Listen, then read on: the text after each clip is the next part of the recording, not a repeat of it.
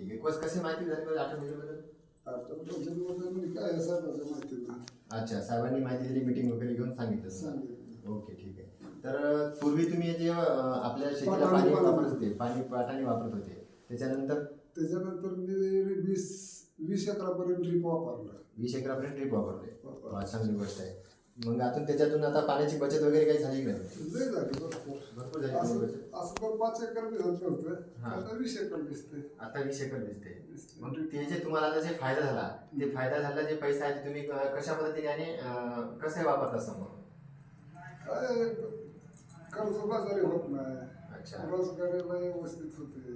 अच्छा, आणखी? त्रास कमी होतो. अच्छा, आणि पीक चांगलं येते. अच्छा, ठीक आहे. उत्पन्न वाढते.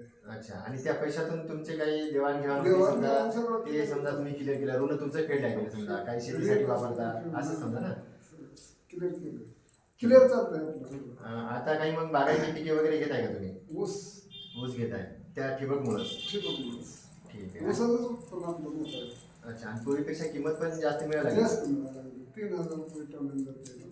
ठीक आहे. पूर्वी तुम्हाला तेवढे काही मुबलकच किंमत मिळत होती समजा? इतका ऊस पण होत नव्हता. अच्छा, एवढा ऊस पण होत नव्हता. ठीक. पाटाने पाण्यात येऊन होत नाही ना इतकं. अच्छा, रोजगार वाचतोय. तुमचं नाव काय सर? संजय श्रीराम पवार. संजय श्रीराम पवार. ठीक.